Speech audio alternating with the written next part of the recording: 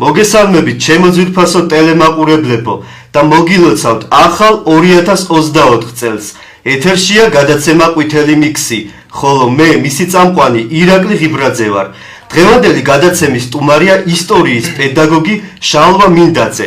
მოგესალმებით შალვა და გილოცავ ახალ 2024 წელს და ნამდვილად ეს წელი ყოფილიყო თითოეული ჩვენგანისთვის ბედნიერების, სიხარულის და ბევრი წარმატების მომტანი. მოგესალმებით კიდევ ერთხელ, დიდი პატივია თქვენს გადაცემაში სტუმრობა. მიულოცავ ტელემაყურებელს დამდეგ ახალ წელს, ბედნიერებას უსურვებ ყველას და იმედი მაქვს ეს წელი იქნება ჩვენი ქვეყნისთვის და არა მარტო ყველასთვის წარმატების მომტანი. ნამდვილად, თქვენ ხართ ისტორიის პედაგოგი, ახალგაზრდა ისტორიის პედაგოგი. პირველ რიგში რას ნიშნავს თქვენთვის იყოთ ახალგაზრდა ისტორიის პედაგოგი, რომელიც ემსახურება ახალ თაობას და ცდილობს, რომ ახალი თაობა ისტორიის მიმართულებით მეტი განათლებული, მეტი ჭკვიანი და მეტი ერუდირებული იყოს. ვცდილობ ყოველ შემთხვევაში, რომ ვიყო ისტორიკოსი, იმიტომ რომ მე არ მიყვარს ხოლმე რაღაც საკუთარ თავზე ესე საუბარი, რომ აი ვარ ეს პროფესიის, მე ვფიქრობ, რომ ნებისმიერი პროფესია, სადაც არ უნდა მოღვაწეობდეს ადამიანი, არ არის ესეთი დასრულებული პროცესი რა.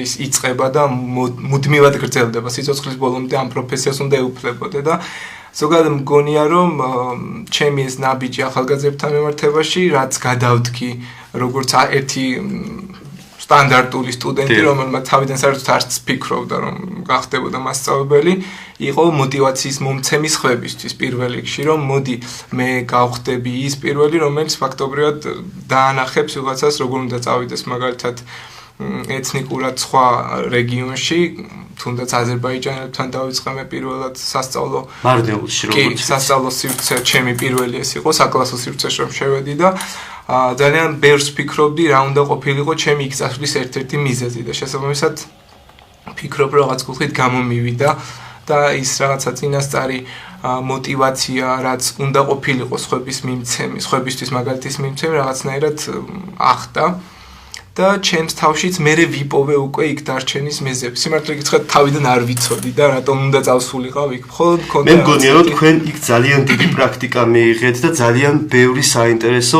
გაკვეთილები ჩაუტარეთ ეთნიკურად უმცირესობების წარმომადგენლებს და არა მარტო ეთნიკურად უმცირესობების წარმომადგენლებს.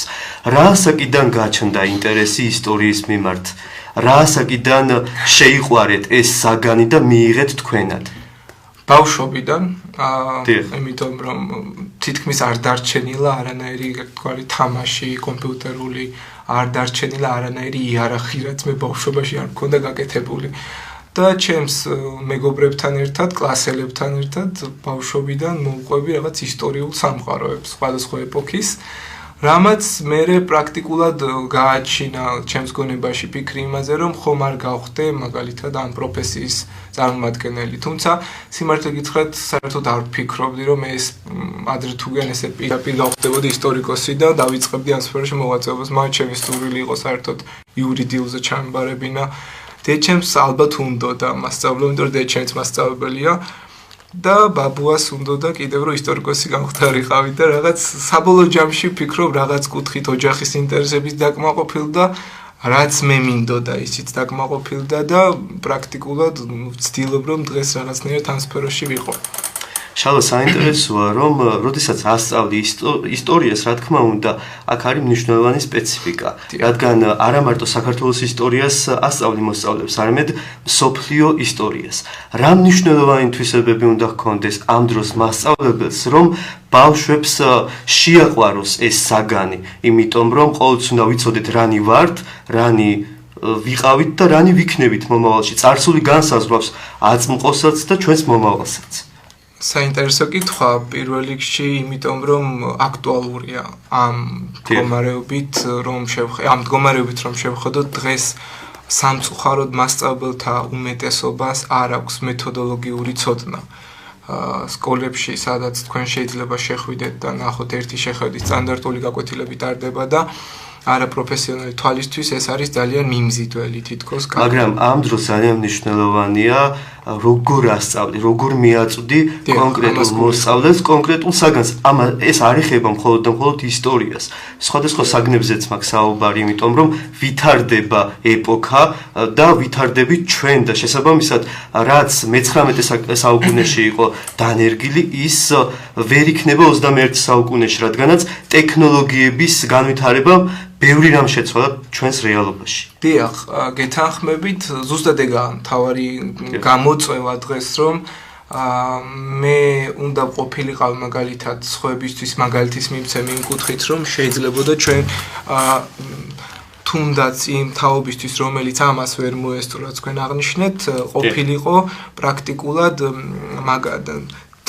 დაინახა როგორ შეიძლებოდა ამ თაობასთან მიტყვა. ეს თაობა არის ინდიგო თაობა, ზოგადად მეც მათ შორის და სავარაუდოდ თქვენსაც ზუსტად ესეთი ასაკით არ ვიცი როგორ არის განსაზღვრული, მაგრამ ახალი თაობა არის ის, რომელსაც არ სჭირდება ძველი მეთოდები.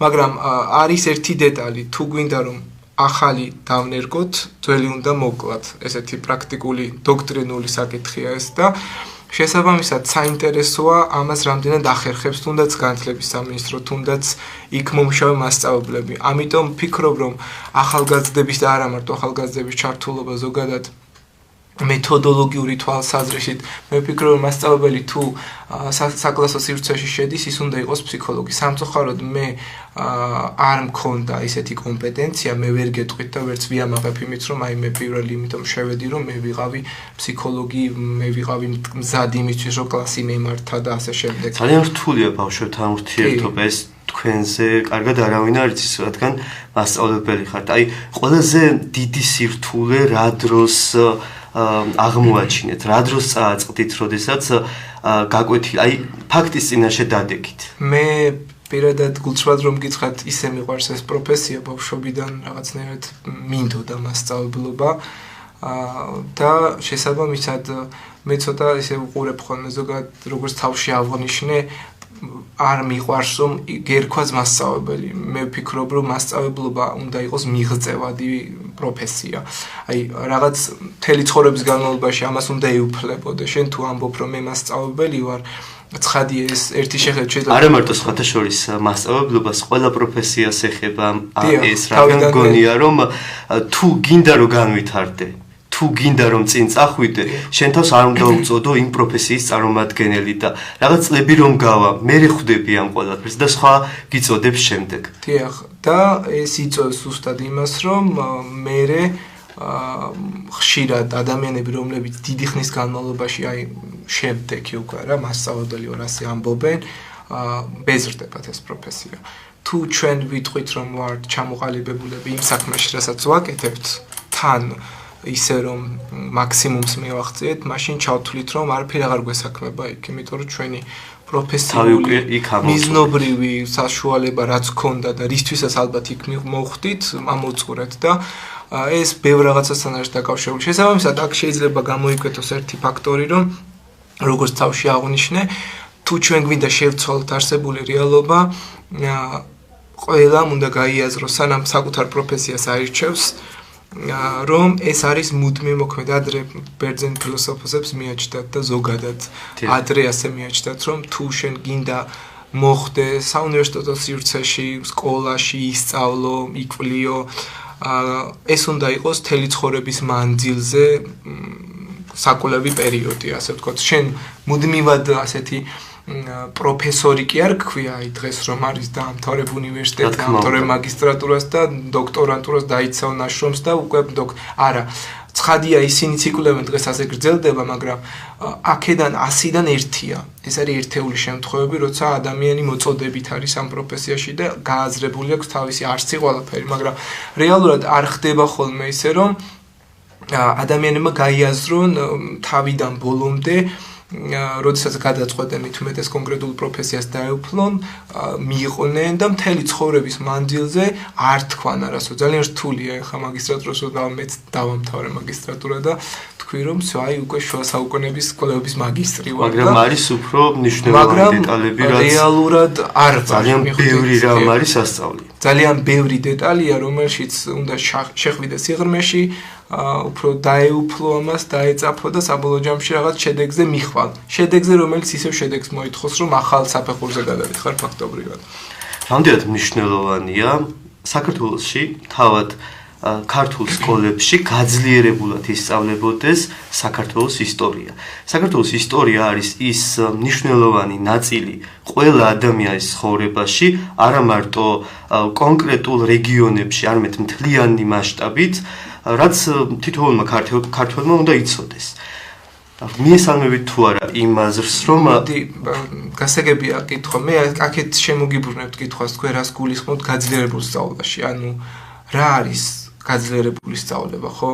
როდესაც ვსვავთ კითხვას, აი ძალიან მარტივია დავსვათ კითხვა, გაძლიერებულად ვასწავლოთ. მოდი ჯერ განსაზღვროთ სოციუმი, რა სოციუმში ვცხოვრობ, ცად ვართ და რომელი ქვეყანაა ეს. მე არ ვაკნინებ ჩვენს ქვეყანას არაფრით, მაგრამ ის სოციალური გარემო, სადაც ჩვენ ვცდილობთ, რომ გაძლიერებულად რაღაც ვასწავლოთ, პრაქტიკულად შეუძლებელია რაღაც ისწავლება. მით უმეტეს თუ ვიტყვით, რომ 20 პირობითად მოსწავლიდან 2 არის ის, რომელსაც აინტერესებს საგანი.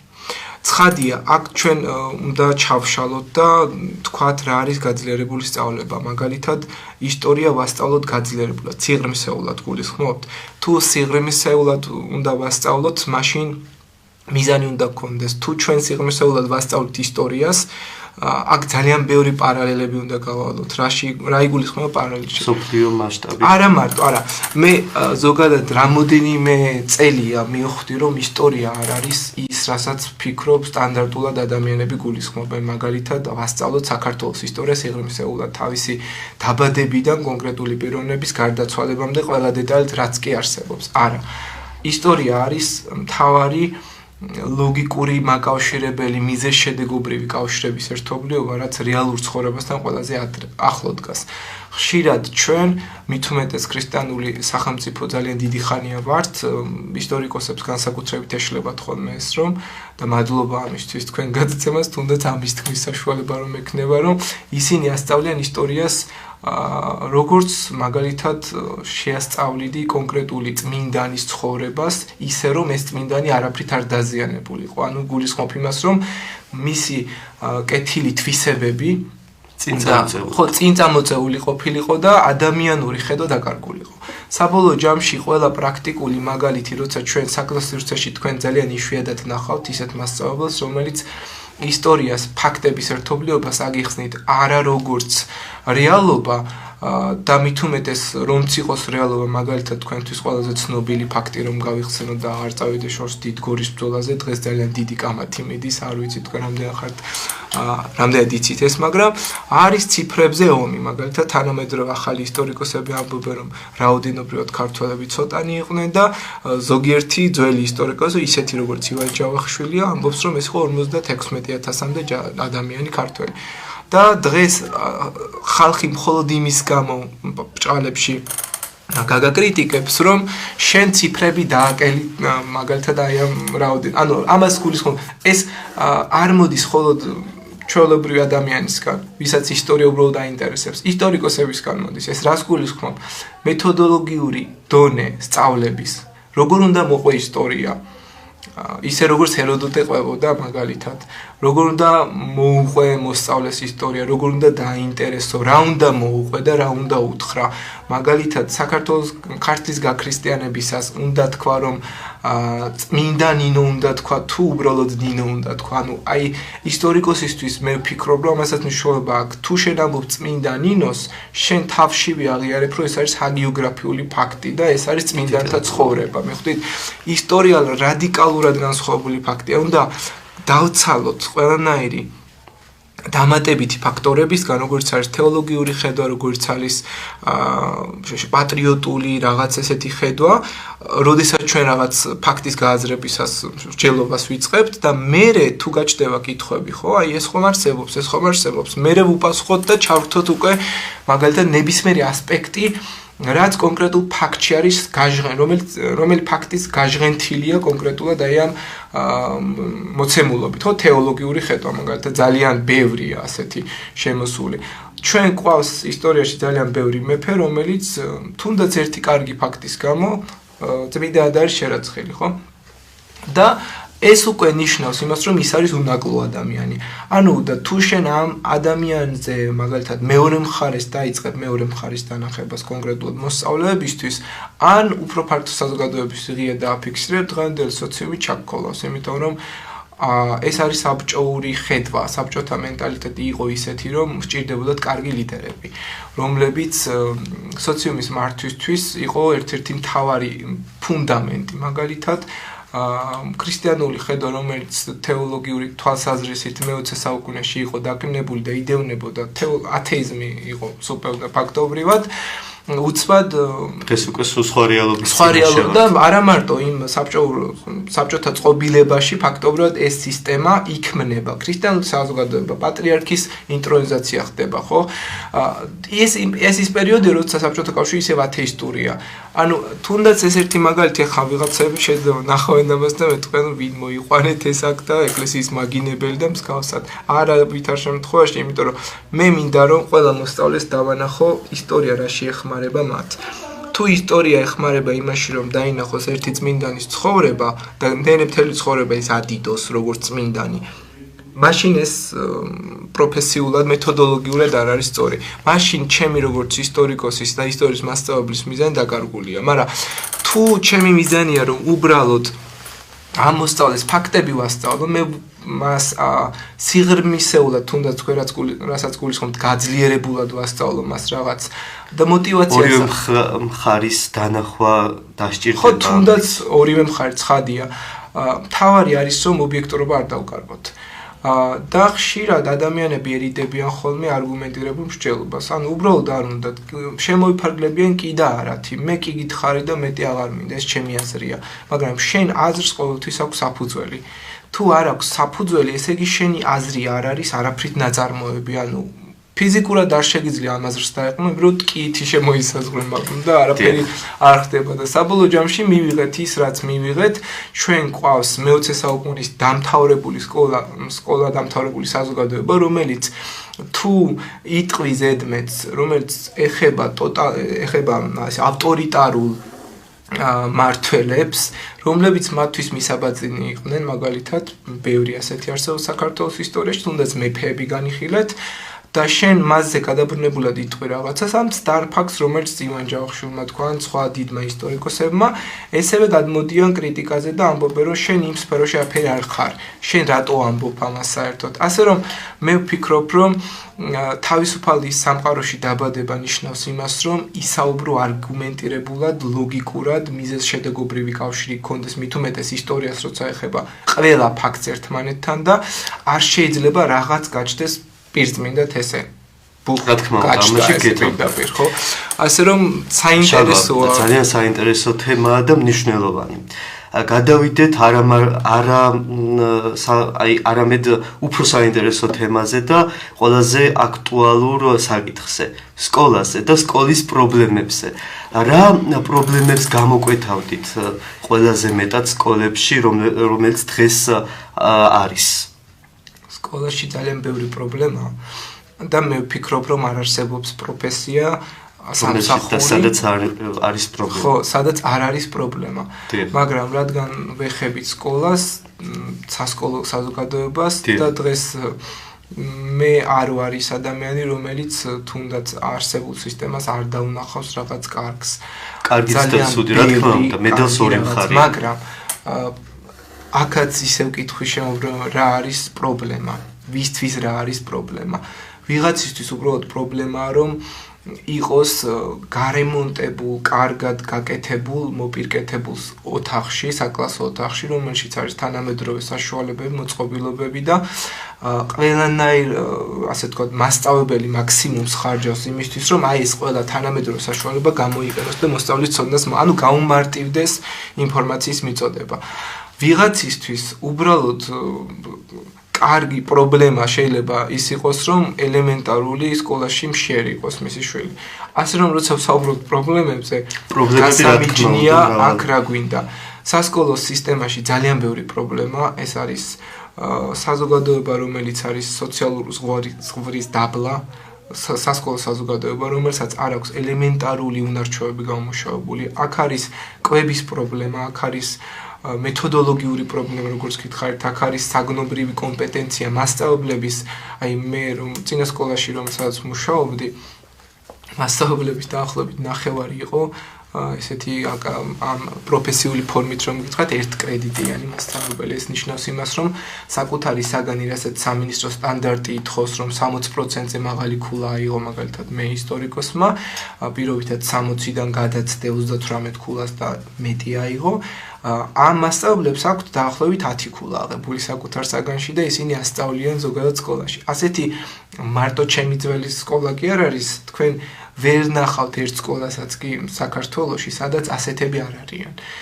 83,000 მასწავლებელი, პირიქით, მე მგონი 63,000 ზუსტად არ ვიცი, 63,000-მდე მასწავლებლებიდან დაახლოებით ასეთი რამოდენიმე წლის წინ იყო 10,000, 15,000 და უცბად პრემიერ-მინისტრი გამოდის, გახსოვთ, არ ვიცი თუ ამაზე ამ მიმართულებით როდის მე გიკვლევიათ და ამბობს, რომ ეს 10,000 მასწავლებელი ერთ კრედიტიანი უცბად 10 კრედიტიანი გახდა. რაც ნიშნავს იმას, რომ მათი ხელფასი გაიზარდა მინიმუმად 100 ლარით და ეს იყო წინასაარჩევნო პერიოდი თუ სწორად მახსოვს. და ეხლა ეს მასწავლებლები ყველანი იქ მუშაობენ, როგორც 10 კრედიტიანები. აი მეც მაგალითად ახალგაზრდამ ჩავაბარე რამოდენიმე წლის წინ ისტორიის გამოცდას ასეთი ბგადო დავიღე 10 კრედიტი და მათაც ჩააბარეს იდეაში აი ეს პრობლემა, თუნდაც ეს პრობლემა რომ არსებობს და ასეთი მასწავლებლები არიან სკოლაში, მაშინ რაღაცებს საუბრობთ, ხო? მე არ ვამბობ, თავს არ ვიმეტებ იმით, რომ მათზე მეტი ცოდნა მაქვს, არაფრით არ შემთხვევაში არ ვიტყვი ამას და არც ვინმეს, ასე ვთქვათ, ვამეტებ თავს ჩემი თუნდაც ახალგაზრდობით. ეს არის ის პროცესი, რომელიც უნდა იყოს შეთანხმებული. თუ ჩვენ საუბრობთ პრობლემებზე, პრობლემას სჭირდება უბრალოდ არა მარტო დანახვა, არამედ მისი გადაჭრა.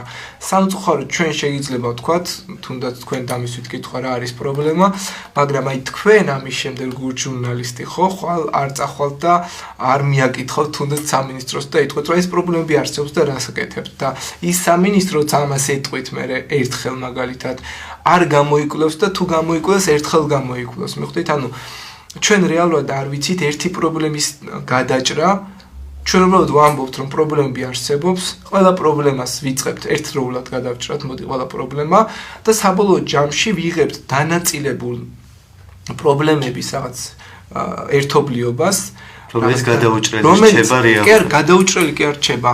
იმდენად გვაქვს დანაწილებული და ესეთი დაჭრილი, რასაც ქვია ერთი პრობლემა 10 დრო დაჭრა და ყველა პრობლემა 10 დრო დაჭრა, რომ ვეღარ ვიგებთ რა პრობლემა რასთან კავშირდება. მიზეშედეგობრივი კავშირები სასკოლო სივრცეში დაკარგულია. კედლიდან თუ წყალი ჩამოდის, ვაბრალებთ წვიმას მაგალითად და არა ის რომ სკოლა არის მინიმუმ 100 წლის აშენებული და არასდროს არ გარემონტებულა. თუ მაგალითად რა მიზეზი მოვიყვანო, აი არ ვიცი, თუ ვამბობთ რომ სკოლას არ აქვს დაფინანსება, ხო? იგივე შემთხვევაში ელემენტარული დირექციასთან დაახლოებული საზოგადოება იმ დროს როცა მასწავლებლებს ერთი ფურცელი არ აქვს, მაგალითად, თუნდაც ტესტი ამობეჭდა საკლასო სივრცეში, აი ამას გეუბნებით ჩემს დღევანდელ მაგალითზე, დღეს მაგალითად, ამ დროს დირექციასთან დაახლოებულ საზოგადოებას 10 ფურცელი აქვს და უბრალოდ შეიძლება სახლისთვის რაღაცები ამობეჭდოს ნახატები, მიხვდით? ანუ ეს ძალიან ისეთი უხეში შედარებაა, მაგრამ აი პრობლემის არსის გასაგებად თუ რასთან გვაქვს საქმე, იმდენად გაუმართავია და ერთ-ერთი ჩემი კოლეგა როგორც ამბობდა, ეს სისტემა არის საბჭოურ რელსებზე დადებული, რომელიც არ შევცვალეთ. ჩვენ უბრალოდ განვაგრძეთ მისი მშენებლობა, არც კი დავანგრიეთ. მე წეღან აღვნიშნე, თუ ჩვენ გვინდა რაღაც სიახლე ჯერ ძველი უნდა მოვკლათ, რაც არ უნდა მტკივნეული იყოს ეს ახალი დავნერგოთ რა. ახალი უნდა შევქმნათ, ახალი უნდა დაიბადოს რაღაც. თუ ჩვენ სულ ანბანით უნდა ვისწავლოთ 10 წელი, ოღონდ ახალი იყოს, ბევრად უკეთესი შედეგის მომტანი იქნება. თუ ჩვენ მხოლოდ პირველ მე-6 კლასს უნდა ვასწავლოთ და მე-6-დან სკოლა აღარ არსებობდეს, ეს ჯობია, კიდევ ერთხელ ამბობ უხეში შედარებით, ვიდრე დავტოვოთ ის სისტემა, რაშიც უკვე მე-20 საუკუნიდან მოყოლებული მოვდივართ, უკვე ის საზოგადოება, რომელშიც აქ სწავლობდა და რადგან მათ გონიათ, რომ ეს სისტემა მათთვის მეხო ხარისხიანი განათლება მივიღე, არ ვიღებდით, ანუ მე არ ვსწავლობდი, ასე ამბობენ ხო ხშირად. და მოყვებიან და ურევენ ერთმანეთს. ფაქტობრივად სკოლაშიც ჩვენ გვაქვს თანამედროვესა და წარსული შერეული სისტემა, მართლობის ფორმა.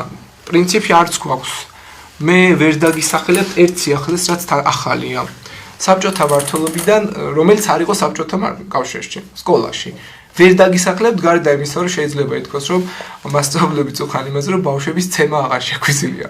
ეს ხო, და კიდე ბევრი ასეთი რაღაცები, მაგრამ განსხვავება ჩვენ პირიქით რა ვქენთ, იცით, ეს სისტემა იმდენად არ მოვკალით, რომ იმდენად განვაგზეთ ამ სისტემაში ცხოვრება და მოგწონს რაღაც კომფორტში ჩავჯექით, რომ საბოლოო ჯამში ის სისტემა, რომელიც ერთ დროს მართლა შეიძლება საბჭოთა სისტემა რაღაც კუთხით კარგი დადებითი მხარეები ქონდა, ისიც კი გავაუბედურეთ. მე ხვდით, კვება, მიდგომები, ხარისხის სწავლი, ყველაფერი დავკარგეთ. იმისი კარგიც კი დავკარგეთ, ვერ შევინარჩუნეთ და ახალიც ვერ დავაშენეთ, იმიტომ რომ არ შეიძლება დაჟანყულ რაღაც მას ერგებოდეს ახალი, ის უნდა ამოაძრო და ახალი დაუბრუნდეს. კი, რა თქმა უნდა, თუ ახალი არ შექმნილი შეუძლებელია ნამდვილად.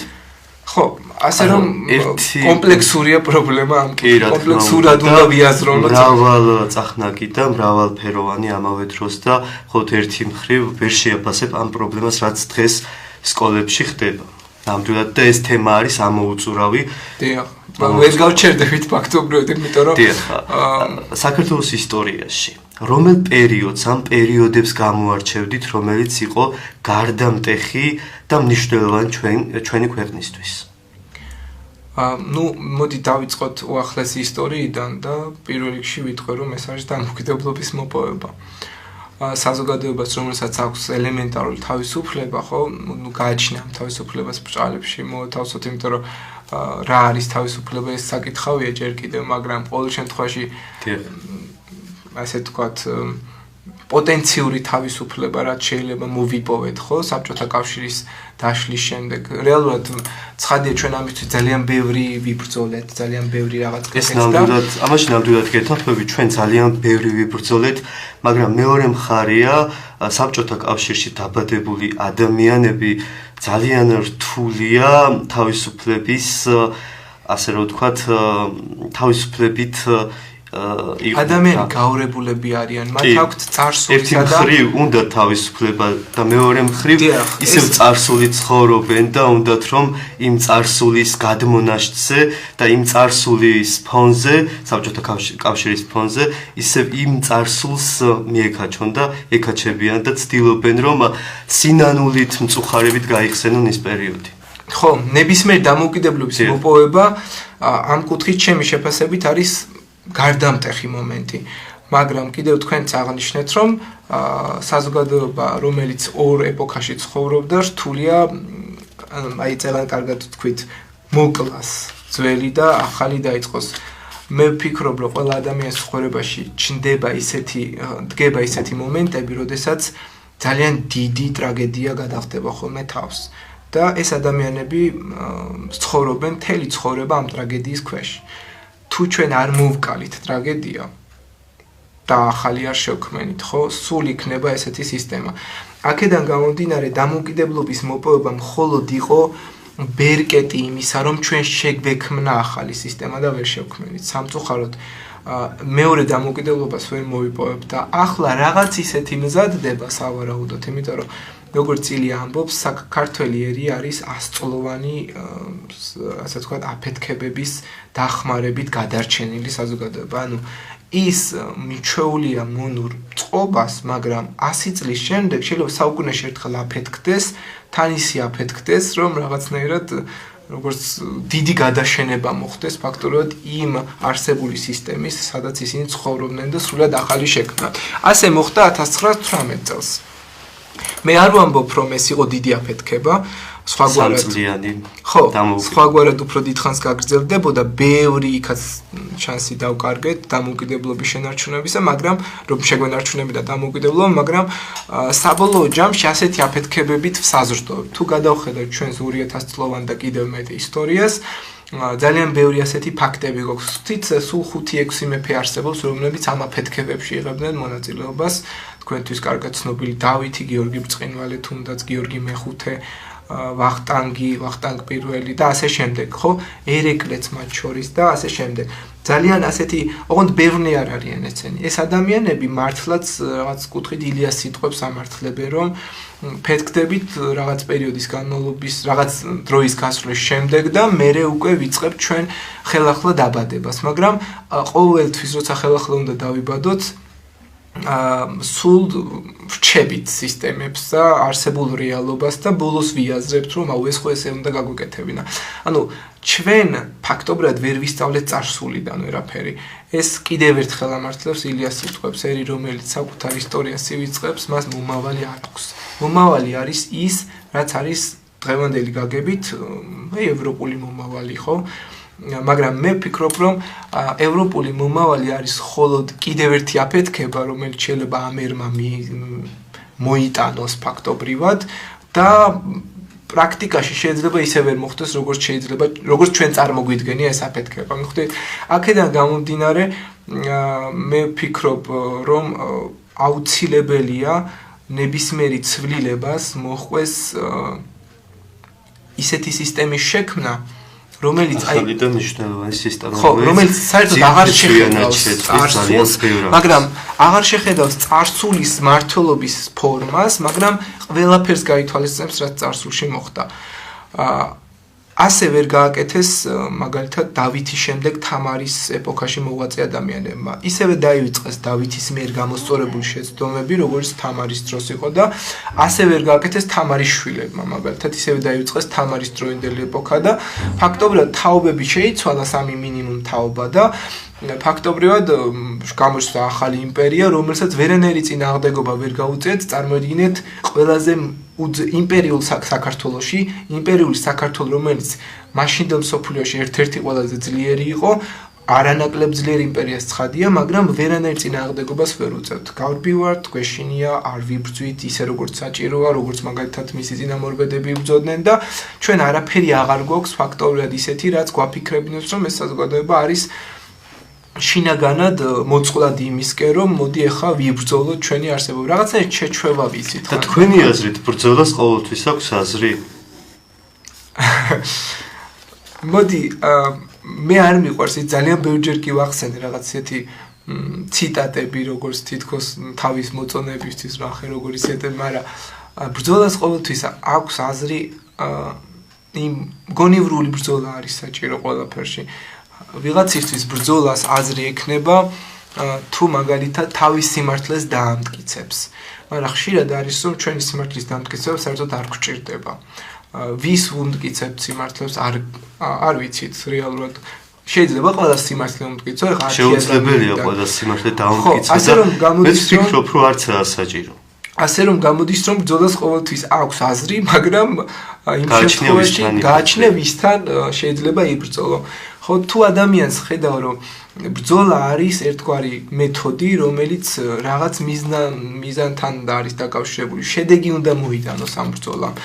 კიდევ ერთხელ ვამბობ, თუ ბრძოლა არის ის, რომ ვიღაც ადამიანი მოკლა, პირობითად მოკლა და შენ დაჯდე მის ადგილზე, დადგე მის ადგილზე და ის წაიშალოს, ეს არის არაადამიანური ქმედება. მე ასე ვფიქრობ, იმიტომ რომ არ შეიძლება ადამიანი მოკლა იმის ხარჯზე, რომ შენ გაძლიერდე.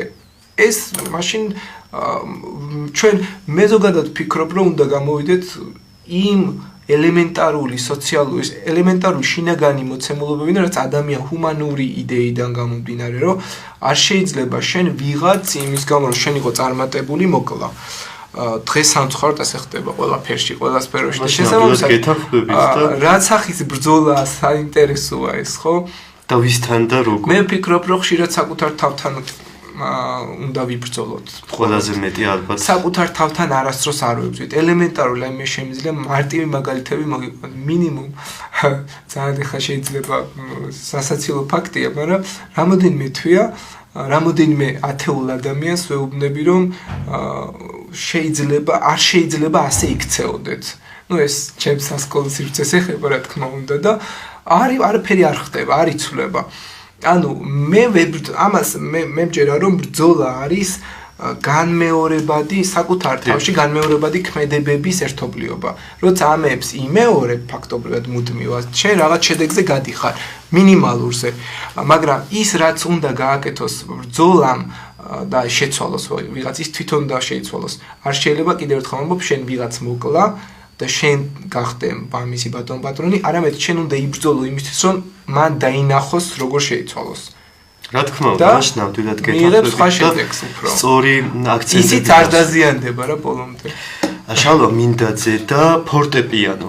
რა ასაკში შემოიჭრა ეს თქვენს ცხოვრებაში პირველი შეხება ინსტრუმენტთან, პირველი ასე რომ ვთქვათ, გამოსვლა და ასე შემდეგ. თუ შეგიძლიათ რომ მაყურებელს, თრიალეთის მაყურებელს გაუზიაროთ ეს ძალიან მიყვარს მე ზოგადად. ჩემს ცხოვრებაში ძალიან დიდი როლი უკავია. არა იმიტომ მიყვარს რომ როგორც მიმართულება ცხადია ეს ჩემს შინაგან სამყაროს ძალიან დიდ ადგილს იკავებს, მაგრამ ფორტეპიანო მე მომცა მასწავლა როგორ უნდა მეცხოვრა. ამას წინ ერთ-ერთ ჩემს მოსწავლეებს ეუბნებოდი გულის ტკივილით, რომ რა სამწუხაროა მეთქი რომ ამ კლასიდან ფორტეპიანოზე არავინ აღარ დადიხარ თქვენ. ფაქტობრივად არავინ აღარ დადის ფორტეპიანოზე, იმიტომ რომ შეიძლება კლასიკურ მუსიკას უსმენდე და მოგწონდეს რაღაც იცოდე კონკრეტული კომპოზიტორის სახელი და მისი შემოქმედებასაც ეცნობოდე და უსმენდე, მაგრამ ფორტეპიანოს აქვს ძალიან დიდი დისციპლინა საკუთარ თავში.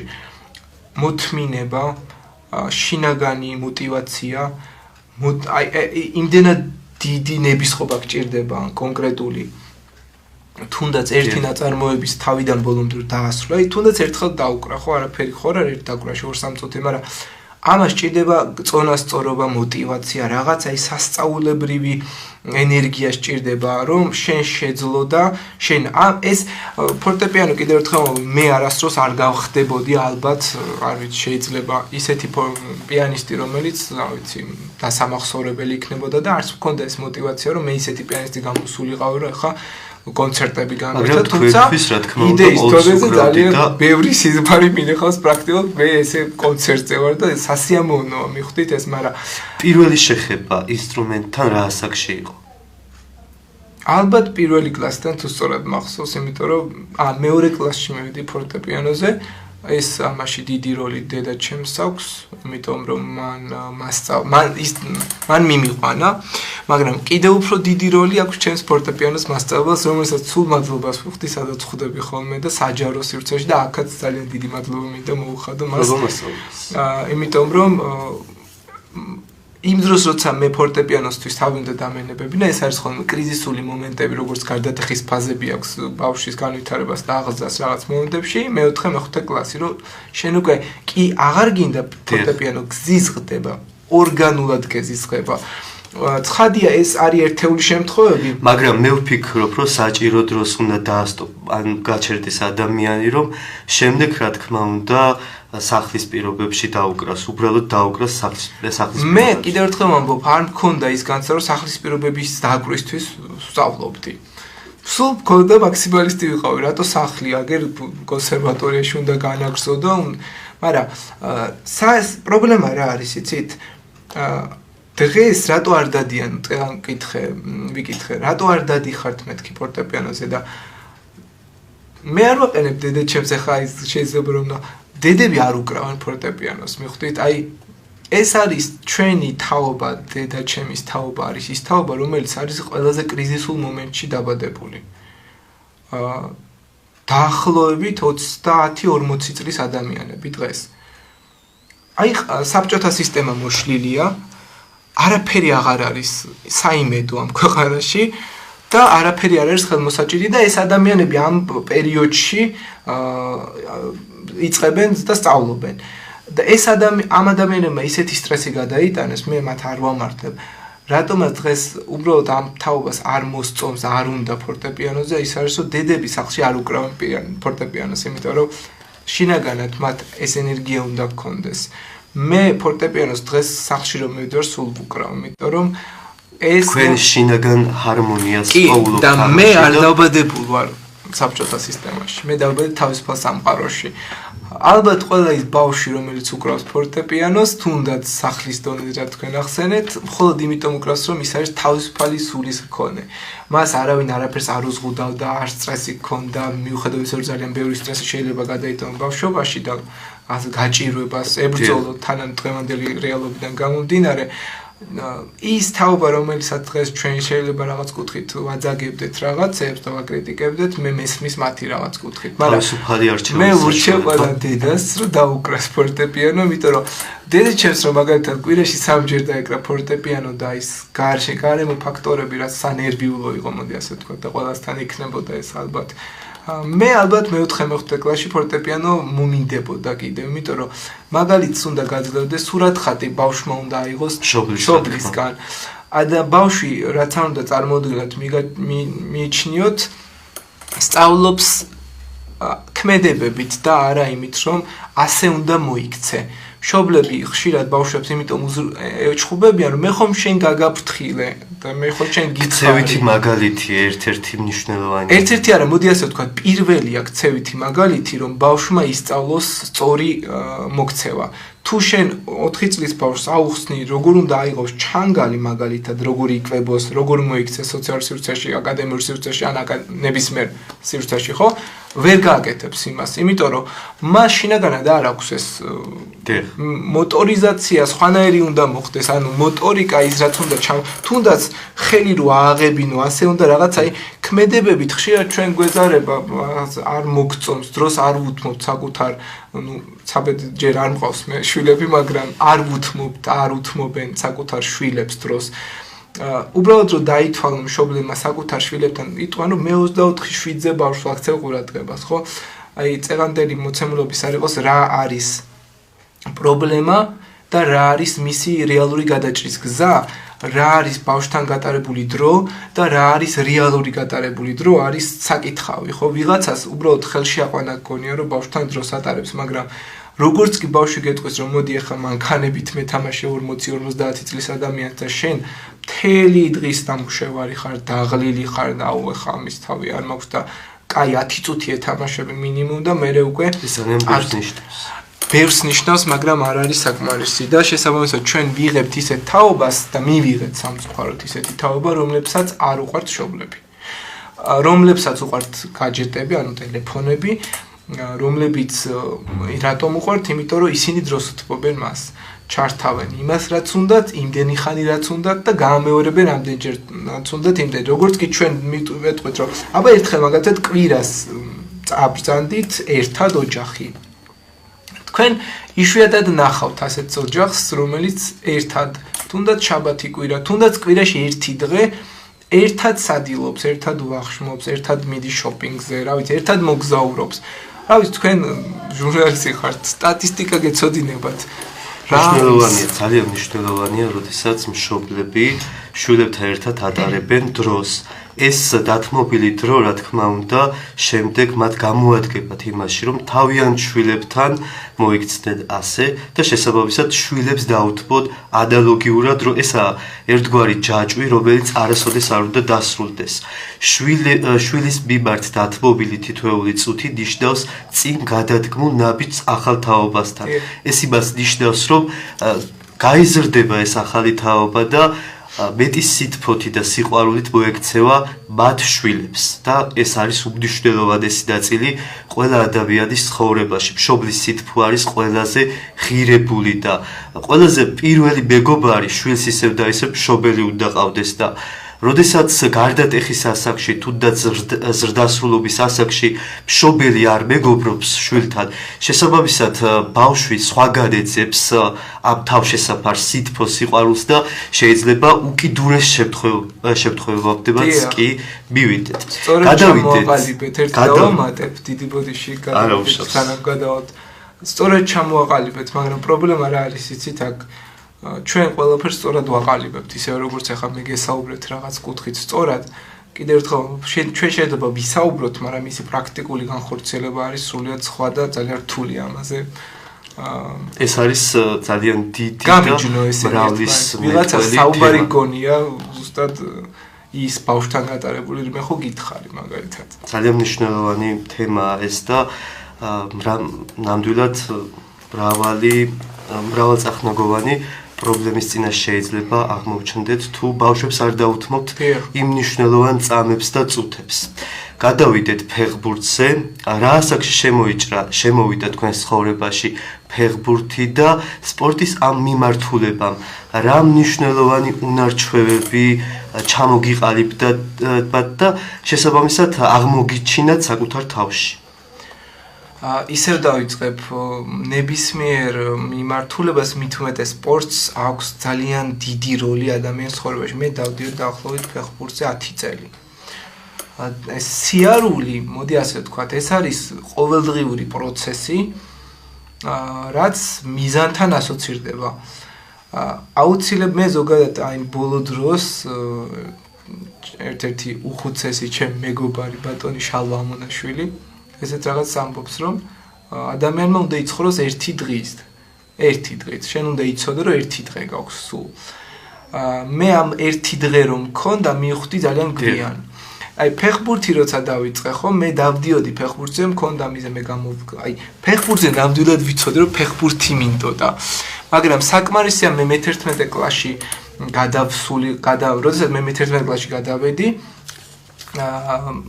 აი მანამდე ყველაფერი მაინტერესებდა რაც ფეხბურთს ეხებოდა ეს თეორიული თუ პრაქტიკული მოცემულობა იქნება ვარჯიში დისციპლინა ძალიან დიდი დისციპლინა მომცა ნებისყოფა მომცა ფეხბურთმა შინაგანად სიზარმაცე დამაძლევინდა ძალიან ბევრჯერ იმიტომ რომ მე ვარჯიშს უნდა ძალიან დიდი მოტივაცია ეს ხო არ არის მარტო ფეხბურთი ბურთი ეს არის მუდმივი ყოველკვირეული ვარჯიში და მე-11 კლასში ვიყავი, სწორად მახსოვს, როდესაც მივხვდი, რომ ფეხბურთი აღარ მინდოდა. თქვენი აზრით რამ განაპირობა ეს? ეს არის ფსიქოლოგიური მომენტი და ამას ქვია ადამიანში მოტივაციის დაკარგვა, იმიტომ რომ არ ვიცი ეს რა იწვევს ამას, მაგრამ მე აღმოჩნდა, რომ პრაქტიკულად ფეხბურთს აღარ ვუთმობდი იმ დროს, უბრალოდ ადრე თუ ყველაფერს ვუყურებდი, ვიცოდი ფეხბურთელების სახელები, რაღაც მომენტში ყველაფერი დამავიწყდა. აღარაფერს აღარ ვიცოდი თეორიულად და მე მივხვდი რომ როდესაც 24 საათიდან მოდი ასე ვთქვათ ერთი სიტყვით 24 საათიდან რასაც დიდ დროს უთმობ ის ხარ შენ შესაბამისად თუ სამსახურს უთმობ დიდ დროს და ეს არის თუნდაც მასწავლებლობა ეს არის მაგალითად ძალდატანებითი თუ პირიქით ხო ნებასურვილით მაინც ის ხარ შენ შესაბამისად როცა ეს ძალდატანება წყელში ამოგდის და ცვლი უკვე მოცემულობას აი მაშინ ხვდები რომ ის ფეხბურთი აღარ გინდოდა აი მე ალბათ რაღაც მოცემულობით მივხვდი რომ ფეხბურთი ჩემში იყო ძალდატანებას და ეს ძალდატანებაც ამომივიდა ყელში და დავიწყე ფიქრი იმაზე რომ დამეწყო მაგალითად ისეთი საუბარი, ისეთი პრაქტიკული ქმედებები, რომელიც უფრო საუნივერსიტეტო სივრცეს მოერგებოდა და შესაბამისად ფეხბურთი დავივიწყე. და დღეს მაგალითად თამაშის ზონაზე თუ მეგობრებთან ერთად ვითამაშებ, ასე შემორჩა ჩემში. ანუ, მაგრამ მაინც უნდა ვურჩიო ყველას, რომ ეს სპორტია და მნიშვნელოვანია სპორტის პოპულარიზაცია. ყველაფერი, რაც კი არსებობს და შენ გინდა, ის უნდა გააკეთო. ვითომეტეს ეს ნებისმიერ წრე თუ იქნება და როდის? აი ამ პერიოდამდე 18-19 წლამდე, იმიტომ რომ ამის შემდეგ შედიხარ იმ საქმიანობაში ისეთ სოციუმში და გარემოში, სადაც შენ დროს აღარ უთმობ ასეთ რაღაცებს. არა, უფრო ვეღარ უთმობ, იმიტომ რომ პასუხისგებლობები, რომელიც აღარ გქონდა, გეკისრება. და შენ ამხელა ბიჭი ხარ და არ უნდა გააკეთო ეს სირცხვილია მაგალითად აი უმუშევრ ადამიანებს რომ ეუბნებიან ხო და დედები მაგალითად ხო და იცით რა ხშირად ბავშვობა დაგვიანებულად მოსდის ვიღაცას ცხოვრებაში მაგალითად 28 წლის მაინც ბავშვია ხოლმე რაღაც მე ამას შეურაცხყოფას კი არ ვაყენებ არავის პირიქით ეს რაღაც კუთხით ძალიან სათუთი თემა კარგია რაღაც კუთხით მაგრამ ეს არის ის დაგვიანებული პროცესი, აი მე მაგალითად როცა ფორტეპიანო დავამთავრე 7 წლები, მეორე კურსზე ვიყავი, რომ 10 წლით შემომინდა ჩაბარება. და მე-7 კლასში, მე-8 კლასში დავჭექი, მეორე კურსელი მე-7 კლასელებთან საბოლოო ჯამში და ასაკობრივი ზღვარი ძალიან დიდი იყო. მე ვფიქრობ, რომ ფეხბურთს იმიტომ არ გავყვები, რომ ვერ დავინახე მაშინ მიზანი.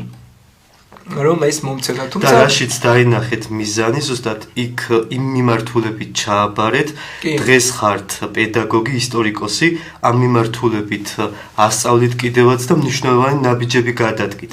თქვენ 2022 წელს გახდით უფროსი მასწავლებელი.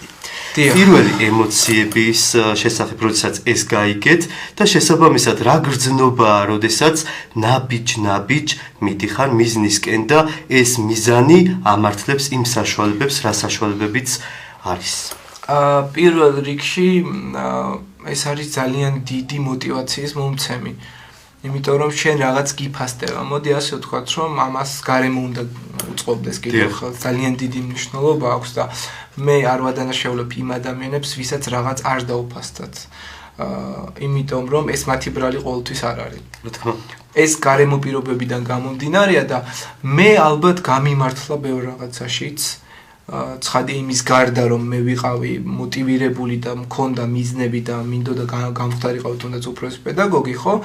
მე გარემოებამაც ხელი შემწყო. ეს ძალიან მნიშვნელოვანია ცხოვრებაში, იმიტომ რომ შენ შეიძლება მოხდე ხუთ პირობითად საშინელ ადამიანთან, რომელიც სამსახურებრივ უფლებამოსილებას ამეტებს და ყველანაირად გიშლის ხელს.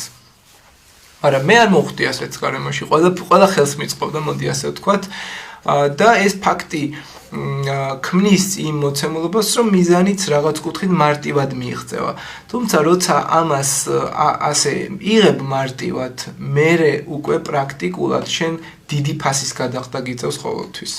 და მე ეხა არ მინდა ამ საკითხზე საუბარი, მაგრამ როცა გავხდი ეს უფროსი მასწავლებელი, მერე გადავიხადე რაღაც კუთხით ფასი და დღეს იმ სკოლაში აღარ მუშაობ. დასასრულია იქ. ამაში გეთანხმებით, რაღაცის ფასი ყოველთვის უნდა გადავიხადოთ, სხვანაირად ფიზიკურად არ გამოდის. თქვენ ხართ ამავე დროს თვითონ ისტორიკოსთა კლუბის ხელმძღვანელი. გვიამბეთ, როგორ დაიბადა იდეა, დაარსებული იყო ეს კლუბი და ეს კლუბი ძირითადად რა მიზანს ემსახურება? ეს არის სტანდარტული кейსი, ჩვეულებრივი შემთხვევა, რომელიც შეიძლება ისტორიის მასწავლებელმა გააკეთოს. ეს მე გრანდიოზული რაღაც არ გამიკეთებია. უბრალოდ კიდევ ერთხელ ვამბობ, განსხვავება თუნდაც მე და სხვა ისტორიის მასწავლებელს შორის შეიძლება იყოს ის, რომ ის 30 წელია მუშაობს და არასდროს არ უფიქრია, რომ მოდი კლუბი შექმნა. და მე უბრალოდ დავიწყე და ეს იდეა მომივიდა, ან მინდოდა. მე კიდევ ერთხელ ვამბობ, თავს არ ვამეტებ არაფრით, მაგრამ ეს არის მნიშვნელოვანი ფაქტორი, რომ შენ იგრძნო თავი მასწავლებლად, ბავშვებთან იურთიერთო. თუ მასწავლებელი მხოლოდ კლასის 40 წუთით შემოიფარგლება მოსწავლეებთან საურთიერთოდ, ხო? ეს არ არის ის, რაც შედეგს გამოიღებს. შედეგს არ გამოიღებს. შესაბამისად, რაღაც კუთხით უნდა დახარჯოთ დროის დათმობა ადამიანისთვის არის პირველ რიგში უდიდესი პატივისცემის გამოხატულება, იმიტომ რომ თანამედროვე სამყაროში ესეთი რაღაც იშვიათი ხდება. ონლაინ სივრცეა, მოდი დაგირეკავ და всё. და დღეს როდესაც ადამიანთან მოსწავლესთან განსაკუთრებით, რომელიც შეხარ რაღაც 20-30 წლის და ის არის 13, 14, 15 წლის ბავშვი, რომელსაც თუნდაც შეიძლება საშინელი გარემო გქონდეს ოჯახში, ელოდება რაღაც სხვა სივრცეს.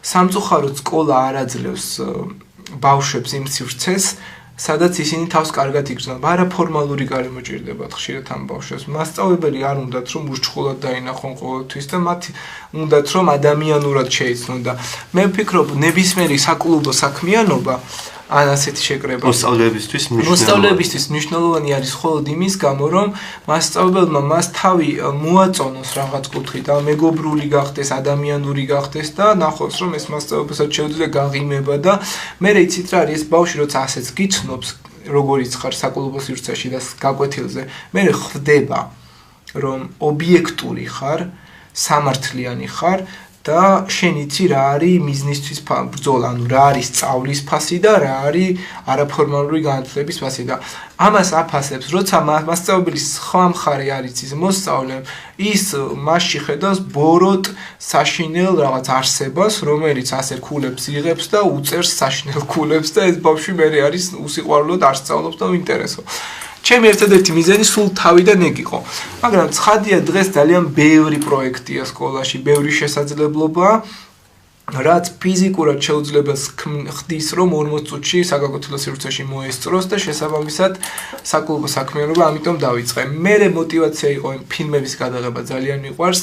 რაღაც კუთხით ჟურნალისტიკურ საქმიანობასაც ვეწევი, ჩემი გადაცემებიც მაქვს რაღაც ესეთი და აქედან გამომდინარე ბავშვებთანაც მინდოდა ეს მეცადა და ერთ-ერთი ფილმი რომელსაც 9 აპრილზე გადავიღეთ სკოლაში ძალიან ბევრი დაინტერესდა ახლა ბევრმა ადამიანმა ბოლოს აღმოჩნდა რომ ერთ-ერთმა ჟურნალისტმა დაგვირეკა ეს იმედის კვირიდან და მივიღეთ მასში მონაწილეობა და რაღაც კუთხით აი ეს პროცესი დამიფასდა მიხვდით ეს ქმედებები არა მარტო მე არამედ იმ ბავშვებს мотивация მიეცათ ვა ესე იგი შეიძლება გაკეთების ცხადია ვიღაცა სამსახიობო ნიჭი აღმოაჩნდა და ნახა რომ მე ნახე როგორ ვითამაშე ძალიან სიმბოლური იდეები გვაქვს ჩვენ ამ ფილმებში ჩადებული და დღესაც ეხლა ახალ სკოლაში დავიწყე მუშაობა და ეს სამი თვე რაც ჩამოყალიბდა რაღაც საორგანიზაციო საკითხები და ელემენტარული, იმიტომ რომ ამ სკოლაში არ არსებობდა ესეთი კლუბები,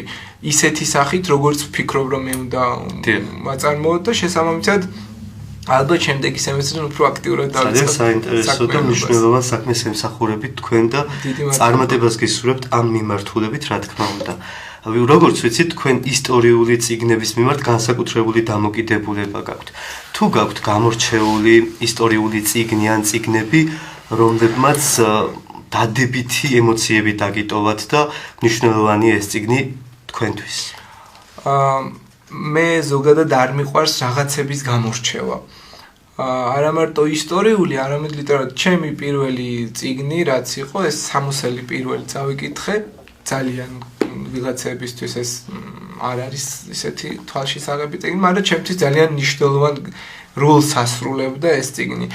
ეს არა როგორც იქ არსებული შინაარსი დიახან თუნდაც შეიძლება მაშინ საერთოდ როცა წავიკითხე ავტორიც კი არ ვიცოდი ვინ იყო ეს უბრალოდ ამიჩე 60-ელი პირველი წაიკითხე და წავიკითხე და ძალიან მომწონა მე ეს პროცესი წიგნის კითხვა არ არის შინაარსის გააზრება და განათლების ცოდნის მიღება მხოლოდ ეს პროცესი არის საკუთარ თავთან ბრძოლა შენ ებრძვი სიზარმაც ეს კიდევ ერთხელ წიგნის კითხვა დღევანდელ სივრცეში არის გმირული რაღაც მინდა გითხრათ მით უმეტეს ახალი თაობისთვის იმიტომ რომ იმდენად ბევრი სასიამოვნო რაღაც ხდება შენს გარშემო რომ წიგნი აიღო და განათლება ცოდნა მიიღო ცოტა რთული ფაქტორი ხდება მით უმეტეს მე ისე სწავლობდა დავდივარ სკოლაში და რაღაც მინდა მიხვდით მაგრამ სკოლის გარეთ არის უმნიშვნელოვანესი გასგარეშე ლიტერატურა რაც უნდა იცოდეს მოსწავლემ თუ უფროსი თაობის წარმომადგენელი აქედან გამომდინარე კი ბატონო მაგან დამანახა რომ ამ ფაქტმა დამანახა რომ მე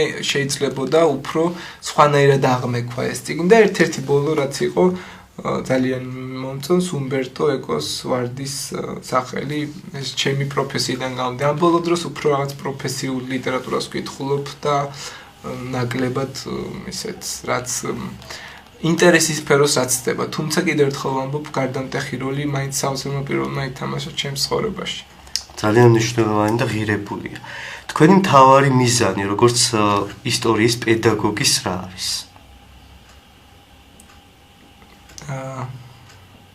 ვიყო ობიექტური. აი, ორი სიტყვით რომ გითხრათ, იმიტომ რომ ის რასაც მე ამ რეალობაში ხვდები და შევხვდი არის ის რომ ისტორიის მასწავლებლები არ არიან ისტორიკოსები. ისინი არიან, მოდი ასე კარის ისტორიკოსებს ვეძახი ხოლმე მე ამათ. ისინი არიან ერთი იდეის გამტარები. მათ არ შეუძლიათ ორი რაღაცის დანახვა.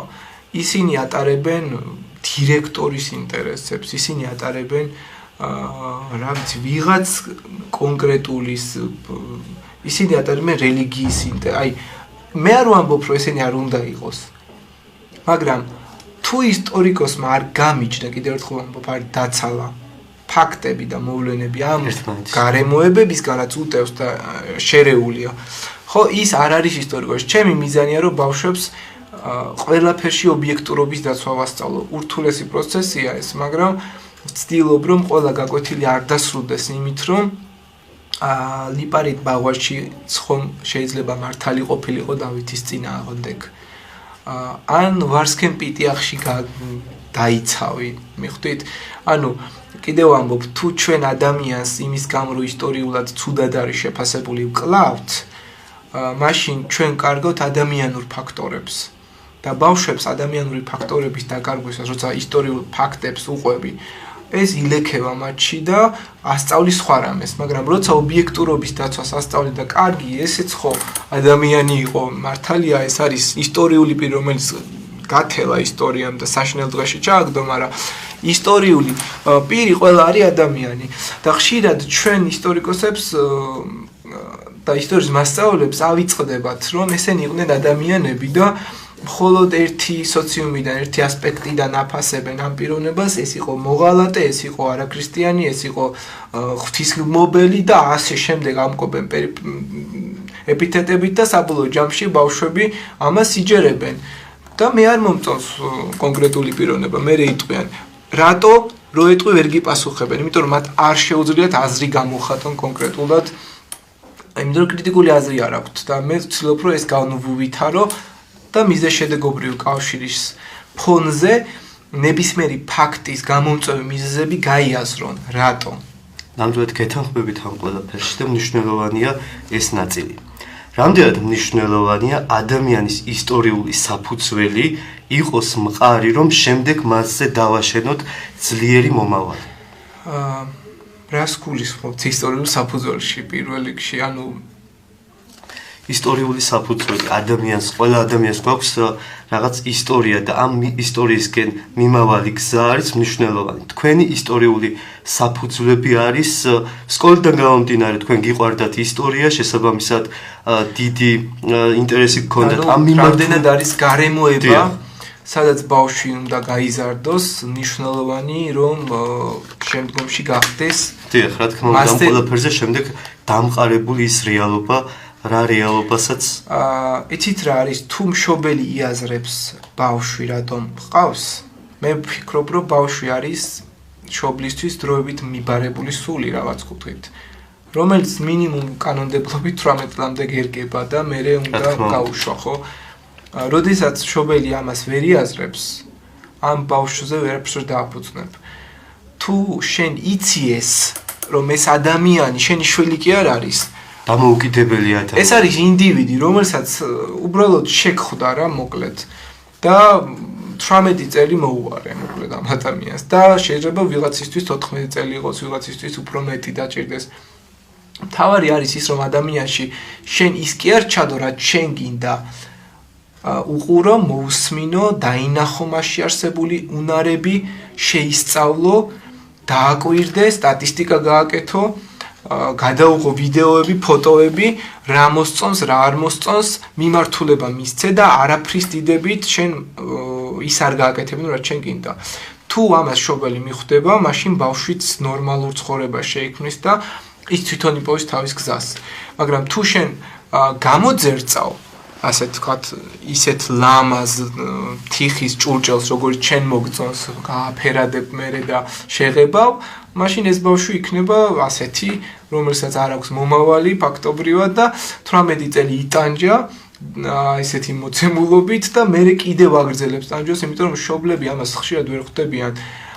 სამწუხაროდ ჩემი ბრალია ბავშვი რო გაჩნდა და აბა ვიცი ბრალია რა ხო?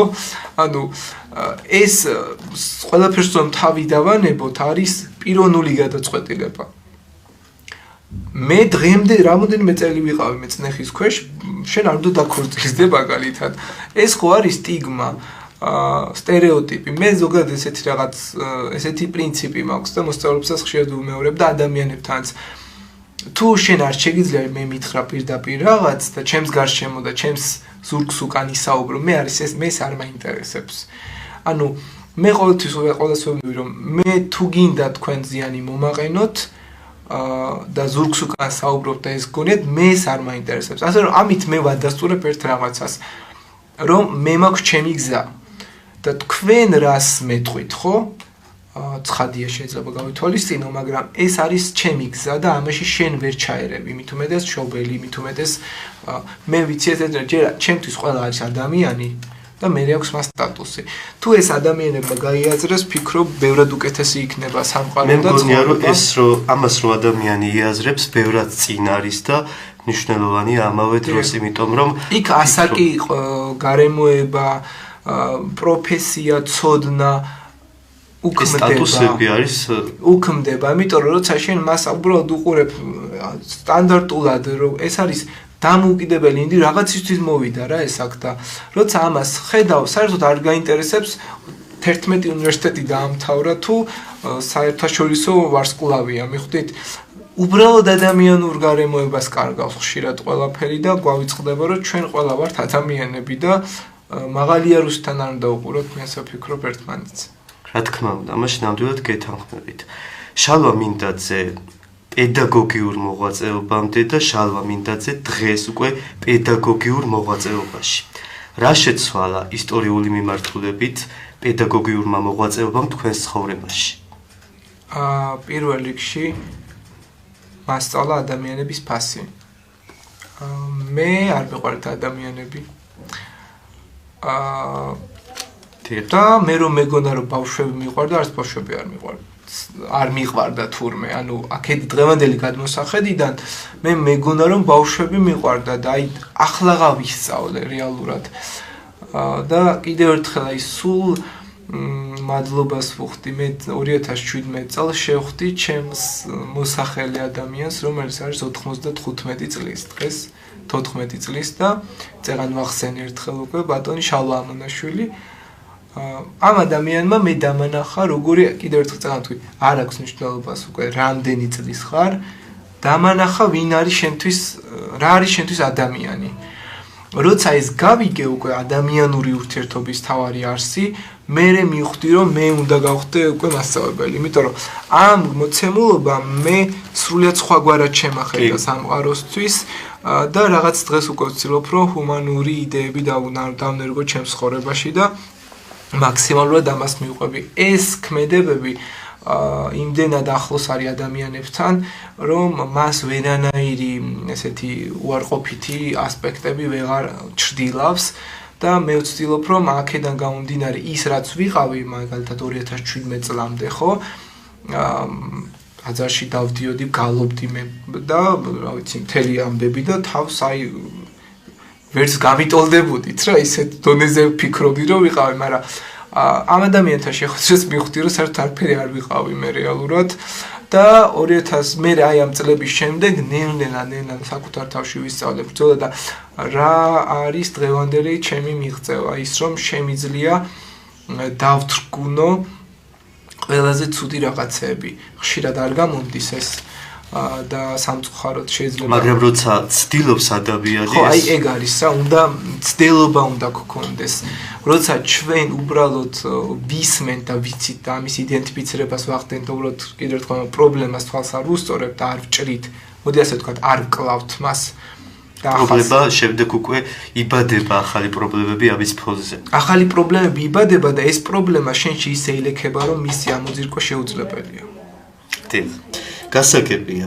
და ბოლოს დარჩა რაიმე სათქმელი, რაც მაგალითად გსურთ რომ მაყურებას გაუზიაროთ და უთქმელი დაგრჩათ მთელი გადაცემის მანძილზე.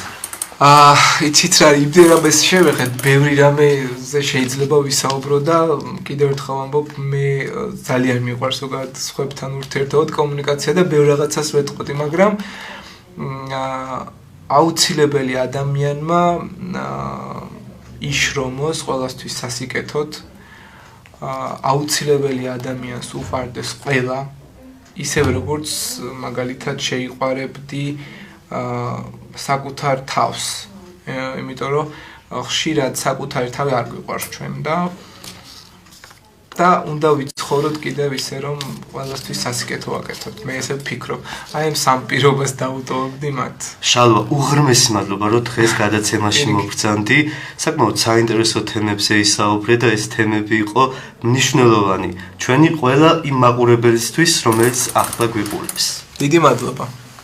მადლობა შენ და გისურვებ წარმატებებს და კიდევ ბევრი საინტერესო რაღაცები, კარგი ამბები გამეგოს შენზე. ჩვენს ტელემაყურებელს კი მომავალ შეხვედრამდე ვემშვიდობები.